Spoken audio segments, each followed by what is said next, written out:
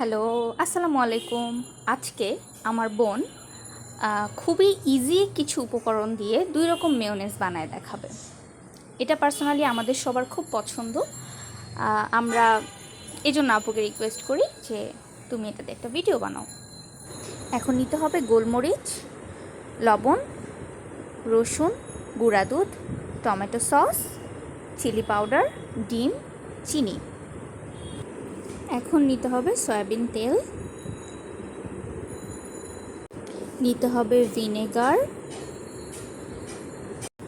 এখন একটা ব্লেন্ডারের জারের মধ্যে গোলমরিচ, রসুন এই দুইটা দিয়ে একটু গ্রাইন্ড করে নিতে হবে।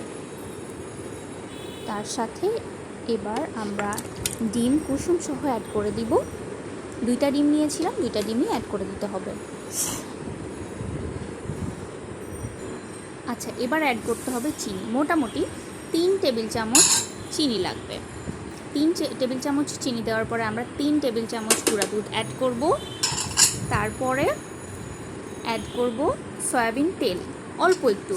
হ্যাঁ, ইন টোটাল একটা বিষয় হচ্ছে কি, পুরো প্রসেসটা, পুরো মেয়োনেজটা বানাতে মোটামুটি 1/2 লিটারের মতো তেল লাগবে। তো আমরা এটা কয়েকটা ধাপে ধাপে তেলটা অ্যাড করতে থাকব। এখন কিছুটা দেওয়া হবে। এরপর এই উপকরণগুলো একসাথে দিয়ে আস্তে আস্তে তেল ঢালতে থাকতে হবে আর ব্লেন্ড করতে থাকতে হবে। এই প্রসেসের মধ্যে অনেকটা থিক হয়ে যাবে, অ্যান্ড অলরেডি এটা অনেকটা থিক হয়ে গেছে। এই পর্যায়ে আমাদের অ্যাড করতে হবে ভিনেগার। এটা পরিমাণ মতো, এটা মেইনলি প্রিজারভেশনের জন্য। দেখা যাবে এই ভিনেগার অ্যাড করার জন্য এই মেয়োনেজটা আপনারা প্রায় 1 মাস ফ্রিজে রেখে ইজিলি খেতে পারবেন। এইটুক করা শেষে এই মেয়োনেজ একরকম যেটা রেডি। আর নেক্সট প্রসেসে আমরা যেটা বানানো দেখাবো, এটা হচ্ছে মূলত শর্মা সস টাইপের, বা বার্গারের ক্ষেত্রে আপনারা এটা ইউজ করতে পারবেন। এটা কিছুই না, ব্লেন্ডারটা আবার সেট করতে হবে এবং যেই অর্ধেকটা মেয়োনেজ আমরা ঢেলে নিলাম আর বাকি অর্ধেকটার সাথে 3 টেবিল চামচ আমাদেরকে অ্যাড করতে হবে টমেটো সস এবং 3 চা চামচ, এটা কিন্তু খেয়াল রাখতে হবে, সব কিছুই 3 টেবিল চামচ, শুধুমাত্র চিলি পাউডারটা 3 চা চামচ অ্যাড করতে হবে।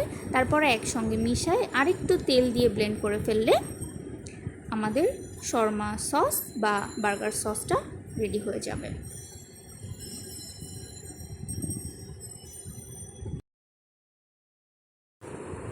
এই তো এভাবেই তৈরি হয়ে যাবে, খুব ইজি উপায়ে অনেক মজাদার 2 রকম মেয়োনেজ, যেটা আপনারা ফ্রিজে রেখে প্রায় 1 মাস ধরে সংরক্ষণ করে খেতে পারবেন।